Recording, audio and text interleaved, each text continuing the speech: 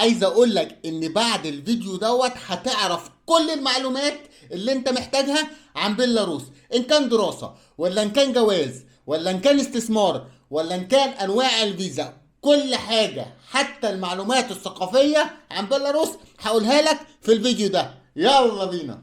ايه هي يا جماعة بيلاروس؟ بيلاروس بلد صغيرة جدا وعملتها الروبل البيلاروسي. الروبل البيلاروسي يا جماعة بما يعادل الدولار الواحد بحدود 2 روبل و60 او 70 قرش بالظبط. يعني العملة بتاعتها مستقرة. أول حاجة هنتكلم عليها بقى النهاردة واللي الكل مستنيها وهو الشغل في بيلاروس. هل بيلاروسيا فيها شغل ولا لأ؟ وده اللي هنعرفه في الفيديو ده. وزي ما انا قلت لكم دلوقتي ما ينفعش ان انت تعيش في بيلاروسيا من غير لغة روسية عشان هما ما بيتكلموش اي لغة غير الروسي زي ما انتوا عارفين كده اهوت. طيب انا هعمل ايه؟ زي ما انا قلت لك كده، يا اما تاخد كورس في بلدك، او الحل التاني لو انت سنك صغير ممكن تاخد الكورس تاني في بيلاروسيا. وانا ما برجحش ان انت تيجي بيلاروسيا تاخد كورس عشان هتصرف لك 4 5 آلاف دولار على الارض عشان تاخد كورس روسي، بما ان انت ممكن تاخد كورس في بلدك ب 100 دولار بس، او ممكن تاخده اونلاين على اليوتيوب. في قنوات كتيرة قوي بتعلم اللغة الروسية. لو عايزين اجيب لكم القنوات ديت ما تنساش تعمل لي اشتراك هنا اهوت، وتكتب لي هنا ايه هو اللي انت عايز تشتغله وايه هو اللي انت عايز تعمله هنا اهوت في بيلاروسيا عشان انا اجيب لكم كل جديد. بقى الشغل اللي متاح في بيلاروسيا وده اللي احنا هنقوله دلوقتي. الشغل المتاح في بيلاروسيا لو انت ما معكش فلوس، مثلا لو انت مهندس ممكن اي حاجه لها علاقه بالاي تي موجود. طب انت بقى على باب الله وصنايعي بقى ولا انت عايزه تسافري وخلاص؟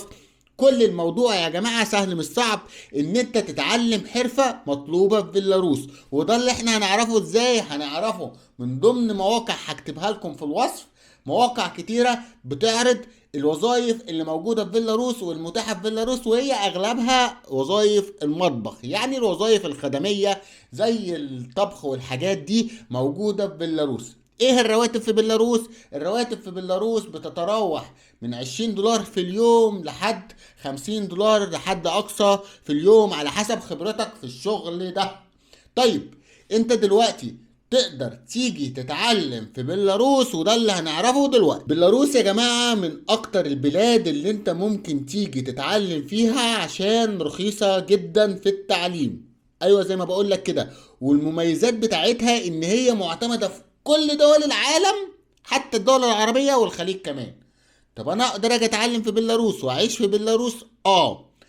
طيب انا اقدر اجي اتعلم في بيلاروس واخد الجنسية والاقامة الدايمة؟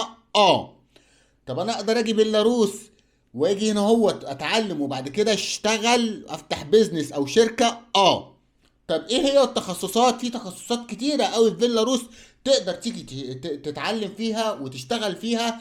زي مثلا الطب عندنا من 50% بكل تخصصاته. الطب البيطري موجود عشان بيلاروس مشهورة بالألبان، يعني انت لو جيت هنا هو اتعلمت طب بيطري تقدر تيجي كمان وتشتغل في بيلاروس زي ما بقول لك كده اهوت. في بيلاروس ايه موضوع الجواز اللي انت بتتكلم عليه وال10 آلاف دولار والارقام دي؟ ده اللي احنا هنعرفه في الفيديو ده. جواز من بيلاروسية ودوت موضوع مهم وبيتسأل عليه كتير. ازاي اتجوز من بيلاروسية وايه موضوع ال10 آلاف دولار وايه المميزات لو انا اتجوزت بيلاروسية؟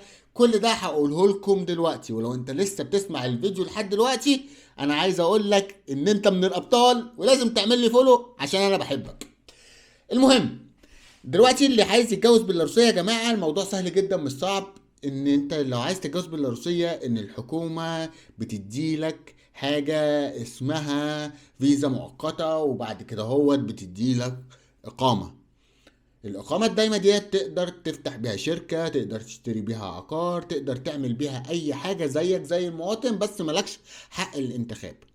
طيب لو أنا خلفت أول طفل إيه اللي بتديه للطفل مكافأة؟ الحكومة بتدي للطفل مكافأة أول في حدود 1500 دولار وبتديله 250 دولار إعانة للطفل لمدة 3 سنين. طيب لو خلفت تاني طفل ايه اللي بيحصل؟ نفس الموضوع بس المكافأة بتبدأ تزيد.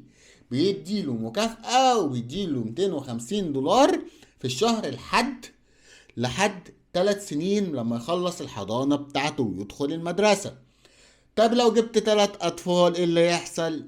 المفاجأة الكبرى، الحكومة بتديلك 12,000 دولار. أيوة كده، 12,000 دولار هدية من الحكومة للطفل الثالث. أيوة زي ما سمعت كده اهوت، بتديها لتعليم أو صحة، أو ممكن كمان عشان تشتري له حاجة.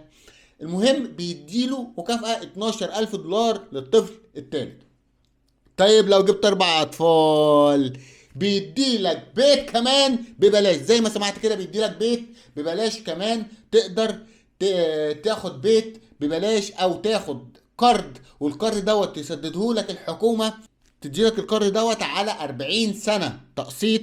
زي ما انا بقول لك كده اهوت، 40 سنة بتقسط في قرض ممكن يكون لبيت او ممكن يكون لقطعة ارض او لاي حاجة الحكومة بتديها لك مميزات لو جبت 4 اطفال. ازاي اجي بيلاروس؟ وده اللي هقوله لك دلوقتي. بيلاروس يا جماعة الموضوع بسيط جدا. بيلاروس اما تيجي استثمار تشتري شقة، او تيجي دراسة لو انت سنك صغير، او تيجي بعقد عمل. بس عقد العمل دوت ليه؟ لازم تتكلم لغة زي ما احنا قلنا من شوية، ولازم تكون معاك صنعة، ولازم يكون صاحب الشغل انت عارفه، مش مجرد شركة بتقول لك ان في عقد عمل وهتيجي وتجمل لك. لا، لازم تكون حد عارفه وحد واثق فيه عشان يجي لك عقد العمل دوت. طيب هو في فيزا بيزنس لبيلاروس؟ اه طبعا في فيزا بيزنس لبيلاروس، بس ديت لرجال الاعمال. اللي يجي يقول لك هاجي هديلك فيزا بيزنس وهعمل لك فيزا بيزنس وهتيجي هنا هوت من غير ما انت متاكد ان انت بيزنس مان، السفاره هتدي لك رفض. زي ما بقول لك كده، السفاره هتدي لك رفض. ليه بقى يا معلم؟ عشان السفاره دلوقتي بتتاكد باوراق كتيره جدا ان انت جاي تتعلم او جاي تعمل بيزنس او جاي هنا هو تشتغل. بتطلب اوراق كتيره جدا بسبب المشاكل اللي بيعملوها الاجانب في بيلاروسيا. ولو عايزين تعرفوا كل حاجه عن بيلاروس، وانا هعمل لكم فيديوهات مش عن بيلاروس بس، وعن اوروبا كلها واسهل الدول عن اوروبا، كل اللي عليك انك تتابعني او تعمل لي اشتراك دلوقتي. بحبكم، مستنيكم، سلام.